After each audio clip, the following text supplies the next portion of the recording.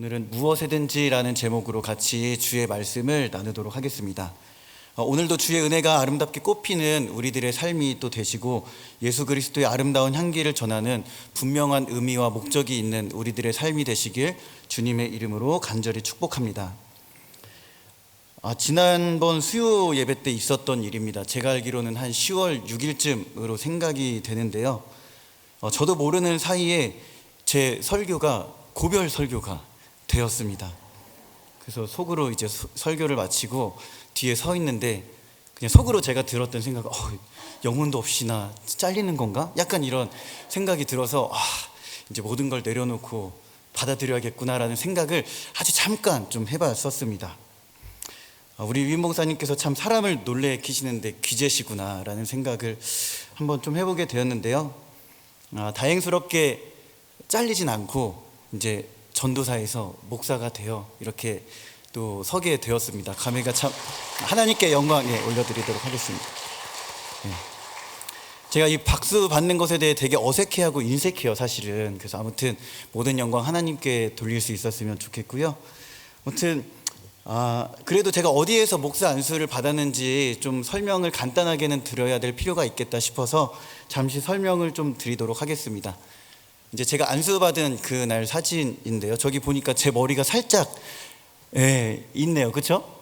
제가 지금 안수받는 사진이고요.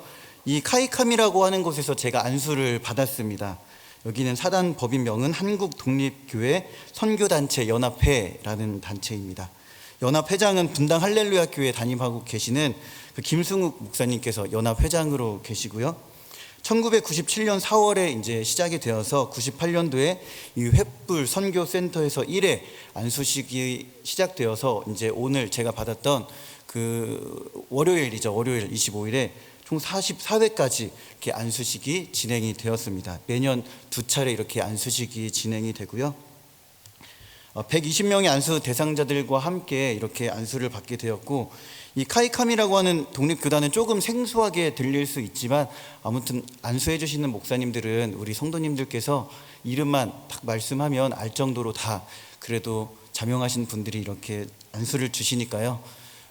이단의 위험성은 전혀 없습니다. 그리고 그런 위험성이 있었다면 아마 우리 목사님들께서 더 잘 아시니까 그쪽으로 가지 못하도록 아마 막으셨을 겁니다. 그러니까 걱정하지 마시고 이렇게 건강한 단체에서 또 안수를 받았다, 이것만 좀 기억해 주시면 좋을 것 같습니다. 은혜 가운데 안수식이 잘 진행되었고요. 코로나가 아니었다면 더 많은 분들이 오셔서 우리 같이 이렇게 은혜를 나누고 기뻐해 주고 저도 얼굴도 마주하면서 이렇게 기쁨과 은혜를 나누었으면 좋겠지만 그렇게 하지 못한 것에 대한 조금 큰 아쉬움들이 있지만 그래도 우리 성도님들께서 기도해 주시고 또 문자로 이렇게 응원해 주셔서 주님의 은혜 가운데 안수 잘 받고 왔습니다. 그래서 이제 본당에 사실 들어올 수 없었어요. 안수 대상자들을 제외하고는 이제 본당에 들어올 수 없었기 때문에 참 아쉬웠지만 끝까지 안수식이 끝날 때까지 기다려준 우리 사랑하는 가족들, 또 먼 곳까지 달려와 주신 우리 위임 목사님과 교구 목사님들, 또 교육부 목사님, 아낌없는 기도와 격려로 이 기쁨을 같이 해주신 우리 모든 성도님들 한 분 한 분께 다시 한번 감사의 말씀 전하겠습니다. 이 목사가 된다는 거 참으로 쉽지 않은 결정이고 하나님의 분명한 그런 부르심이 있어야 합니다. 참 그것을 알기 때문에 마음의 부담감이 큰 것은 사실이지만 앞으로도 교회에서 맡겨주시는 일들, 또 저에게 맡겨진 일들에 있어서 누가 되지 않도록 성실히 조금 더 적극적으로 열심히 주님 앞에서 해보기를 다짐해 보았습니다. 그러나 부탁드리는 것은 최중구라고 하는 사람이 이제 목사가 된 지 얼마 안 됐어요. 사실 이등병과 같은 그런 존재거든요. 감히 부탁드리는 것은 큰 기대는 안 하셨으면 좋겠습니다. 저는 여전히 이 설교문을 읽으면서 버벅거리면서 설교를 하게 될 거고요. 실수하면서 그렇게 하나하나 차근차근히 배워 나갈 겁니다. 며칠 전까지만 해도 부족함 투성이었던 제가 갑자기 목사가 됐다고 180도 확 변해서 모든 것들을 잘 해내고 바울처럼 손수건을 흔들고 앞치마를 확 흔들면 뜨거운 성령의 역사가 일어나고 귀신이 떠나가는 이런 역사들 주님께서 허락하시면 일어나겠지만 그러한 일들이 갑자기 확 일어나지는 않는다라는 것들을 마음에 새겨주시고 그냥 있는 그대로 저의 모습을 봐주시고 이렇게 기도해 주시고 격려해 주셨으면 좋겠습니다. 사람이 갑자기 변하면 그것은 어느 때입니까? 죽을 때입니다. 죽을 때. 예. 저도 사실 오래 살면서 주의 일을 잘 감당하고 싶은 그러한 마음이 제 안에 가득 있습니다. 그러니 이게 갑자기 변하는 것을 기대하지 마시고 조금씩 우리 성도님들과 함께 성장해 나가고 아름다운 그 신앙의 여정이라고 할까요? 또 신앙의 일기들을 하나하나 적어가는 우리 삶이 되었으면 좋겠다라는 것들을 다시 한번 다짐해 보았습니다. 아무튼 늘 거룩한 그런 부담감을 가지고 하나님 앞에 더 성실하고 겸손한 그런 주의 종이 되도록 하겠습니다. 아멘이시죠? 그렇게 해주셔야 제가 좀 더 힘을 내서 이렇게 주의 일을 잘 감당할 수 있을 것 같습니다. 아무튼 너무 감사드리고요. 모든 영광 다시 한번 하나님께 올려드리도록 하겠습니다. 제 얘기가 너무 길었습니다. 이제 저희 같이 본문의 말씀을 좀 나누었으면 좋겠는데요. 오늘 설교 준비를 하면서 인터넷 블로그에서 이러한 글을 보았습니다. 내가 추구하는 가치라는 제목의 블로그 내용이었는데요. 이 내용의 일부를 제가 좀 읽어드리면 이와 같습니다. 요새 일어나는 많은 문화들이 세속적인 것을 넘어서 너무나 음란하다. 틱톡은 젊은 사람들이 열광하는 짧은 동영상이다. 그 안에는 우리에게 유익하기보다 단순 유머, 성적인 내용들이 가득하다. K-팝 역시 개인적으로 부정적이진 않지만 대부분의 경우 내용이 없고 알아들을 수 없는 말들과 성적 내용이 많이 담겨져 있다. 날이 갈수록 우리 인간의 정, 따뜻한 사랑 혹은 그런 사람 사는 것 같은 아름다운 인간성이 점점 없어지고 말소되는 것 같다. 이런 것들을 뛰어넘어 우리가 추구해야 할 더 높은 가치에 올바른 평가가 투여되게 하고 싶다. 가치라는 것은 사람과 사람 사이의 무의식적인 욕구다. 많은 사람들이 추구하는 가치가 외모, 성, 부, 재력이기 때문에 그런 이미지를 내포하는 그 영상을 보며 대리만족을 하는 수많은 사람들 사이에 진정한 가치를 추구하는 것이 내가 원하는 삶이다. 세상에 정답이 없고 이 생각이라고 하는 것이 자유라면 우리는 그 자유로부터 나오는 열매들은 범죄와 도덕성의 결여라고 할지라도 그것들을 틀리다고 할 마땅한 기준이 없다. 즉 정답이 추구되는 세상이다. 그리고 나는 그 정답이 성경의 하나님이라고 굳게 믿는다. 어떤 종교에서도 찾을 수 없는 올바른 도덕적 가치 그 안에 담겨 있기 때문에 내 마음은 선호하지 않는 그 마음이 찔리는 말씀이라도 공감할 수 없기 때문이다. 이렇게 얘기하면서 마지막으로 그분은 올바른 정답을 추구하는 세상을 만들고 싶다. 또 자신의 주관대로 행동하는 자유주의적이고 포스트 모더니즘적 사고들을 뛰어넘어 진정한 바름과 인류적 사랑을 추구하는 그런 세상이 오기를 노력한다라고 하는 그런 글이었습니다. 제가 이 글을 좀 장황하게 읽어 들었는데요. 요새 우리 성도님들은 어떤 곳에 마음을 두시고 어디에 가치를 두고 그 가치에 열심을 내어 부단히 그렇게 걸어가고 뛰어가고 계십니까? 오늘 말씀은 그리스도인으로서 추구해야 할 분명한 가치, 삶의 모습에 대해서 우리들에게 얘기해 주고 있습니다. 이 빌립보서라고 하는 것은 바울이 복음을 전하다가 감옥에 투옥되었을 때 썼기 때문에 옥중서신이다 이렇게 얘기하는 것을 우리가 잘 알고 있습니다. 바울은 빌립보 교회에 특별한 그런 추억들이 있었고 특별한 이 애증의 관계였습니다. 바울이 복음을 전함에 있어서 상황이 어려워질 때 이 빌립보 교회는 늘 바울의 그 복음 전함에 있어서 물질과 기도로 도왔던 그런 특별한 사이였던 것이죠. 그렇기에 이 바울은 자신을 도와준 빌립보 교회 성도들에게 감사의 뜻을 전하는 그 동시에 자신이 복음을 전하다가 감옥에 갇힌 것이 그 복음의 퇴보가 아니라 오히려 복음이 더 전파되는 복음의 진보다라고 그렇게 얘기를 하고 있는 것입니다. 감옥에 있는 그 바울은 자신이 복음을 전하다가 왜 이런 상황이 내게 왔는지 푸념하고 원망하고 좌절하는 것이 아니라 감옥이라는 그 어두운 장소에 있을지라도 자신 안에서 샘솟고 있는 그 그리스도의 복음이 주는 그 그 기쁨을 설명하면서 이 기쁨을 너희들도 누려라 이렇게 설명하고 있는 것이죠. 그래서 그 복음의 기쁨을 누리는 자는 그 삶은 어떠한 삶의 모습인지 우리들에게 보여주고 있습니다. 오늘 우리가 빌립보서 4장 8절에서 9절 말씀을 읽었습니다. 이 8절의 말씀은 그리스도 안에서 한 성도로 부름을 받은 우리들이 어떠한 신앙의 그 미덕을 갖추어야 하는지 우리들에게 하나하나 열거해 주고 있습니다. 우리 8절의 말씀인데요, 8절 말씀을 같이 한번 읽어보도록 하겠습니다. 시작. 끝으로 형제들아, 무엇에든지 참되며 무엇에든지 경건하며 무엇에든지 옳으며 무엇에든지 정결하며 무엇에든지 사랑받을 만하며 무엇에든지 칭찬받을 만하며 무슨 덕이 있든지 무슨 기림이 있든지 이것들을 생각하라. 아멘. 네, 8절은 이 그리스도인이 가져야 할 덕목에 대해서 설명을 하고 있습니다. 참된 것, 경건한 것, 옳은 것, 정결한 것, 사랑을 받을 만한 것, 또한 칭찬 받을 만한 것, 덕과 기림에 대해서 설명을 하고 있습니다. 이러한 신앙의 덕목 중에 앞에 6가지 항목을 보면 반복되어서 나오는 그 단어 하나가 있습니다. 무엇에든지라는 단어입니다. 이 단어를 보면 원형이 호소스라고 하는 것입니다. 이것을 보면 무엇을 하는 것들은 무엇이든지라는 그러한 뜻을 가지고 있습니다. 그러니까 몇 번이든지 언제든지 또한 얼마든지 그것이 크든 작든 많든 적든 길든 짧든 무엇이든지 그것들을 잘 감당하라, 이러한 얘기를 하고 있는 것이죠. 그러면서 오늘 구절은 현대인의 성경과 공동 번역에서 이렇게 설명을 하고 있습니다.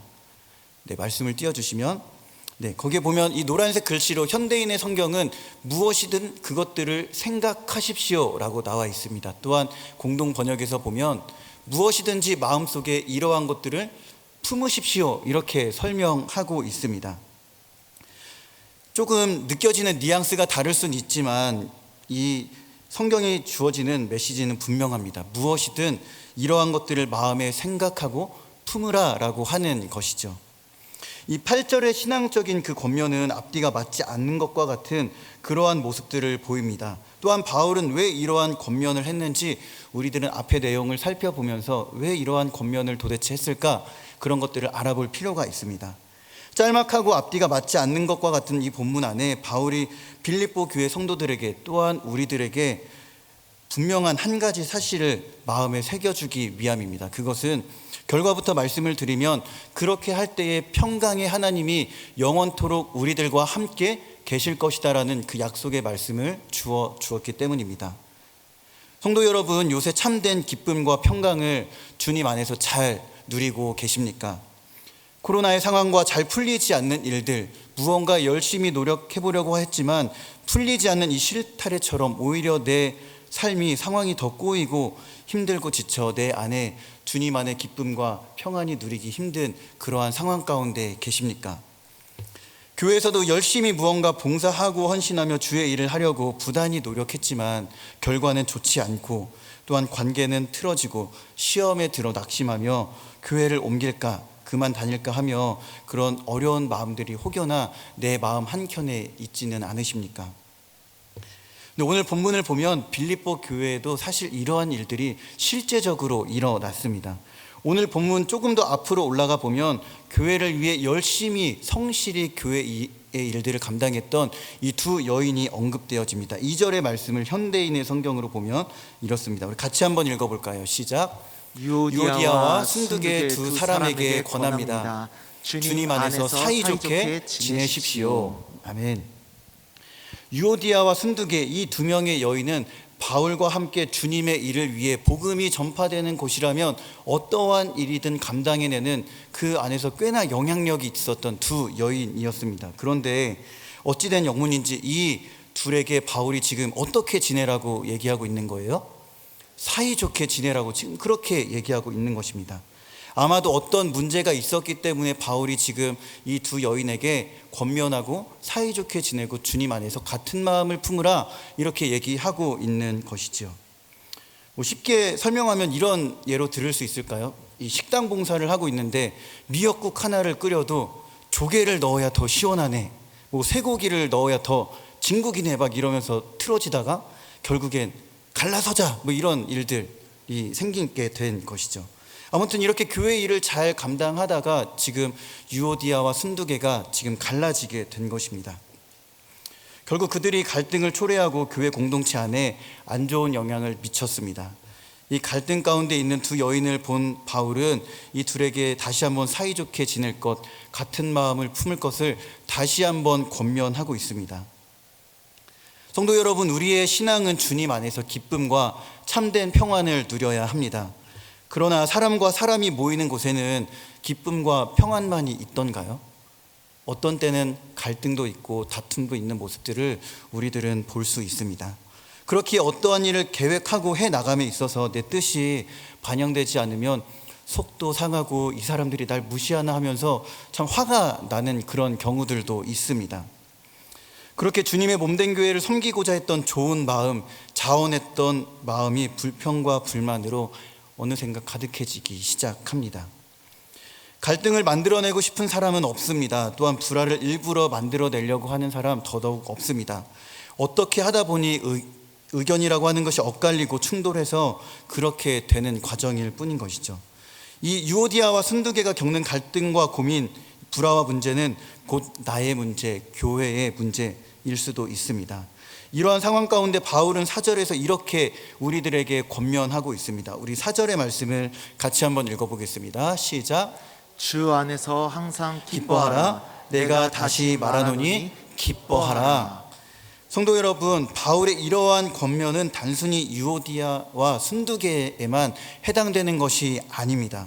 한 신앙인으로서 또한 교회 공동체가 어떻게 하면 이러한 갈등과 고민을 주님 안에서 잘 풀어나갈 수 있는지 그 마음을 지금 우리들에게 일러주고 있는 것이죠. 오늘 본문은 주 안에서 항상 기뻐하라, 내가 다시 말하노니 기뻐하라, 이렇게 권면하고 있습니다. 주 안에서 기뻐하라고 하신 말씀의 의미는 오직 주님 안에서 그 주님께서 주시는 그 기쁨을 마음 가운데 온전히 참되게 누려라 라고 하는 것이죠. 고민과 이 갈등, 관계의 모든 문제는 예수님을 내가 온전히 누리며 그 마음의 평강과 기쁨이 임하면 눈 녹듯이 하나하나 사라지게 되어 있습니다. 갈등과 문제만 바라보면 그 따가운 시선이 온전히 상대를 향해 쏘아 붙이지만 다시 한번 말씀 가운데 바로 서기를 원한다면 그 잘못된 시선이 나를 향해 가게 될 것입니다. 또한 그것이 반성과 회개로 이어지게 될 것입니다. 나의 잘못을 인정하고 설령 상대가 잘못했다고 할지라도 5절에 있는 말씀처럼 주님 안에서 이 관용을 베풀므로 그리스도의 사랑을 더욱더 풍성히 누릴 수 있게 되는 것이죠. 이어서 6절과 7절의 말씀은 감사의 기도와 간구에 대해 말씀하고 있습니다. 잘 알고 있는 말씀인데요, 이 말씀도 우리가 현대인의 성경으로 같이 한번 읽어보도록 하겠습니다. 시작. 아무것도 염려하지 말고 모든 일에 기도와 간구로 여러분이 필요로 하는 것을 감사하는 마음으로 하나님께 말씀드리십시오. 그러면 도저히 상상도 할 수 없는 하나님의 놀라운 평안이 그리스도 예수 안에서 여러분의 마음과 생각을 지켜줄 것입니다. 아멘. 아무것도 염려하지 말고 또한 나의 모든 일을 감사하는 마음으로 하나님께 기도하고 간구하라, 이렇게 지금 권면하고 있는 것입니다. 그렇게 하는 기도와 간구는 상상할 수도 없는 그 하나님의 놀라운 평강과 그 마음이 우리들의 생각을 지켜주신다. 오늘 성경은 그렇게 약속을 하고 있습니다. 이 사실을 머리로는 잘 알지만 이 진리의 말씀을 마음으로 옮기고 실천해 나가는 것은 굉장히 사실 어려운 일입니다.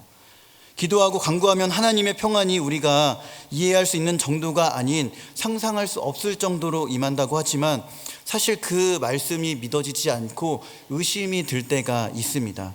그러나 여러분, 우리들의 이 강팍하고 어려운 마음, 어지럽고 복잡한 모든 이러한 마음들이 하나님을 향한 감사의 기도를 드리기 시작할 때에 우리들의 마음이 그리스도 안에서 참된 평강을 얻게 될 것입니다.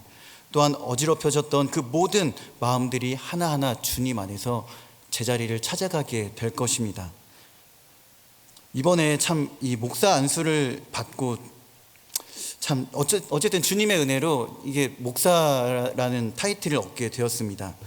안수를 받기까지 참으로 두렵고 불안한 마음, 제 안에서 갈피를 못 잡는 그러한 마음들이 있었습니다. 사실 작년에 목사 고시를 다 이제 패스를 했습니다.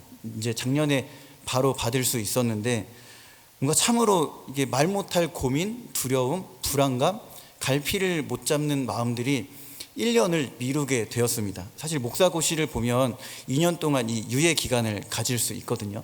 그래서 최근까지도 1년이 더 남았는데 조금 더 미룰까? 그러고 있다가 하나님께서 더 원하시지 않는 것 같더라고요. 그래서 두렵고 떨리는 마음으로 안수를 받았습니다. 저의 부족함으로 인해 생기는 이런 갈등의 문제들로 인해 내가 목사가 될 자격이 있을까? 내가 교회에 어떤 주님 안에서 선한 영향력을 미치지 못하면 어떻게 하지? 라는 그런 부담감이 계속 옥죄어 오기 시작하니까 안수를 받는데 참으로 어려움, 두려운 마음들이 제 안에 계속 소용돌이처럼 몰아치기 시작을 했습니다. 참 많이 기도했습니다. 기도할 수밖에 없는 그런 상황이었거든요. 회피하고도 싶었고 그렇게 이제 피하고 싶었지만 참 하나님께서 기도하면 할수록 깨닫게 해주시는 그 무언가가 있더라고요. 성경에서도 여러 믿음의 인물들을 보면 참으로 부족한 부분들이 많았고 그들의 치부를 이 정도까지 드러낸다라고 하는 것들이 참 의아한 그런 기록들이 있습니다. 제가 우리 성도님들 앞에서 인생을 함부로 논할 수는 없지만 갈등과 문제, 불화가 없는 그러한 인생은 없다는 것을 요새 참으로 느끼는 시점입니다. 그래서 인생을 살아가면서 어느 누구 할 것 없이 우리가 닮고 싶은 그러한 사람, 부러워하는 모든 사람들, 이룰 것들을 이룬 그런 사람들도 누구에게나 갈등, 문제와 고민들이 있다는 것을 다시 한번 느꼈습니다. 그런데 그것을 이겨낼 것인가, 그것을 뚫고 또한 이겨낼 것인가, 회피할 것인가라고 하는 것은 사실 전혀 다른 문제였습니다. 결국 무엇을 더 크게 바라보고 그것이 이끄는 삶을 살 것인지는 분명히 제가 결정하고 결단해야 하는 그런 문제였습니다. 아무튼 이렇게 결단을 하고 결정을 하고 나니까 하나님의 평안이 저를 온전히 뒤덮기 시작했습니다. 문제와 갈등 가운데 있지만 하나님께 평안을 구하고 또한 감사하며 기도할 때 상상할 수 없는 그 하나님께서 주시는 평안과 평강이 저에게 임했습니다.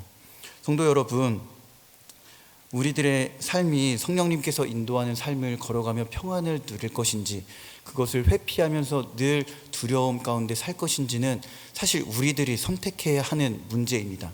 우리 성도 여러분은 어떤 것을 선택하시겠습니까? 다시 한번 하나님께 감사함으로 기도하며 오직 하나님께서 주시는 그 평강을 온전히 누리는 우리들의 그 복된 삶이 되시길 주님의 이름으로 간절히 축복합니다. 이러한 길에서 어쨌든 저는 전자의 길을 선택했습니다. 그러면서 다시 한번 이 길을 이제 걸어갈 것이다 라는 다짐을 하게 되었습니다. 우리가 하나님께 감사하며 기도할 때에 모든 지각에 뛰어난 하나님의 평강이 우리의 마음과 생각을 지킬 것이다. 8절은 이렇게 얘기하고 있습니다. 또한 그러면서 무엇에든지 참된 삶과 경건한 삶과 옳은 삶과 정결하고 사랑받을 만하고 칭찬받을 만한 삶과 덕이 있고 그런 모든 삶을 생각하고 9절은 이어서 그 모든 것들을 생각했다면 이제는 구체적으로 너의 삶에서 행동하라 이렇게 말씀하고 있습니다. 우리 9절의 말씀을 같이 한번 읽어보도록 하겠습니다. 시작. 또 여러분이 내게서 배우고 받고 듣고 본 것을 실천하십시오. 그러면 평화의 하나님이 여러분과 함께 하실 것입니다. 아멘. 제가 어제 한 친구로부터 문자를 받았습니다. 초등 3부 친구인데요. 참 착하고 순수한 친구입니다. 그 친구가 이제 목사님 됐다고 축하 문자를 보내서 저도 이제 고맙다, 잘 지내고 있지 그렇게 답장을 했습니다. 근데 이 친구가 올해 전도한 친구가 있었거든요. 근데 어찌된 영문인지 좀 이 친구와 다퉜던 모양이더라고요. 그래서 먼저 이 사과의 손길을 내밀면서 화해하기를 원했는데 그 친구가 받아주지 않아서 속상하고 나도 더 이상 그 친구와 화해할 마음이 없다. 이제 그 얘기를 주고 받았습니다. 영문도 모르니까 너무 당황스럽고 사과도 안 받아주니 이제 다른 친구를 사귀고 그 다르게 사귄 친구가 그 친구의 빈자리를 메워주고 있다라는 되게 이게 감성 있는 얘기를 해 주었습니다. 그러면서 제가 이제 속상한 이 친구의 마음을 잘 달래면서 정말 많이 속상했겠구나. 그래도 먼저 화해하려고 했던 것은 참으로 잘한 일이야. 무시받으면 정말 기분이 안 좋을 텐데 라고 하면서 이렇게 문자를 이어 나갔습니다. 이어서 그 친구가 걱정해 주셔서 감사하다고, 또 목사님 되신 거 다시 한번 축하드려요, 느낌표 2개 딱딱 해서 다시 한번 보내줬습니다. 그래서 이 친구에게 제가 그런 얘기를 해 주었습니다. 때로는 내가 잘못하지 않아도 속상한 일들, 누군가 나를 무시하는 일들이 생기기 마련이니까 속상해도 예수님께 그 친구를 위해서 기도해 주라고, 또한 그 친구가 나를 무시해도 우리들은 예수님을 믿는 사람이니까 그 친구에게 끝까지 예수님의 마음을 전해주는 게 좋은 모습이야, 이렇게 얘기를 해 주었습니다. 그러면서 제가 이제 목사님이 강요할 수는 없지만 그렇게 하면 너가 아마 예수님의 사랑을 더 깊게 느낄 거야. 그 친구도 자신의 잘못된 행동을 깨달으면 너가 정말 좋은 친구라는 것을 아마도 깨닫게 될 거야 라고 그렇게 보내줬습니다.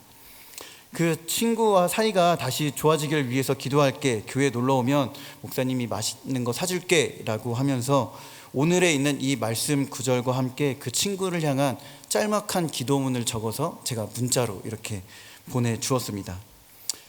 그랬더니 그 친구가 아멘 하면서 답장을 보내면서 이렇게 답장을 보냈습니다.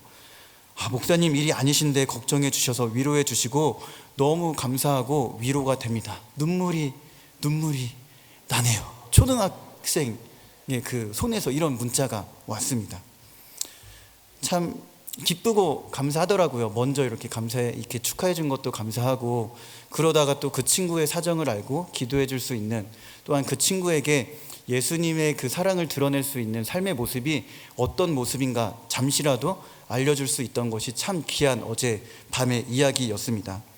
아무쪼록 이제 이 친구가 어떤 결정을 할지는 사실 제가 잘 모르겠습니다. 그러나 이 친구가 이러한 문제와 갈등 속에서 다시 한번 하나님께 감사하고 그 친구를 위해서 기도할 때에 다시 한번 그 갈등이 풀어지고 관계가 회복되고 다시 한번 하나님의 평강이 그 친구들과의 관계 가운데 온전히 임하기를 다시 한번 기도하게 되었습니다. 성도 여러분, 마음과 생각이 없는 행동은 없습니다. 또한 내가 하는 행동 모든 것들은 분명히 그렇게 하기까지 내가 생각하고 있고 마음에 품었기 때문에 그렇게 행동을 하게 되는 것입니다. 어떤 책의 저자는 이렇게 얘기를 했습니다. 개인적인 현실과 초월적 현실의 교차를 위대한 중심 잡기라는 말로 표현을 했습니다. 하나님의 진리가 우리의 진실과 만나는 것을 이야기하는 것입니다. 이렇게 할 때 너무 긍정적인 모습, 너무 부정적인 모습 중 한쪽으로 치우치지 않는다라는 것을 의미하는 거거든요. 초월적인 그 현실과 자신의 개인적인 현실들을 둘 다 인식하고 존중한다면 우리들의 육체적인 것, 감정적인 것과 지적인 것, 관계적, 영적인 모든 것이 하나님 안에서 참된 것을 중심으로 살아갈 수 있다, 이렇게 얘기를 하고 있습니다. 그렇기 때문에 말씀 가운데 참된 것을 생각하고 그것에 따라 살면 상황이 좋든 좋지 않든 있는 그대로의 현실 위에 내가 흔들리지 않고 예수 그리스도 안에서 바르게 설 수 있다라는 것을 얘기하는 것입니다.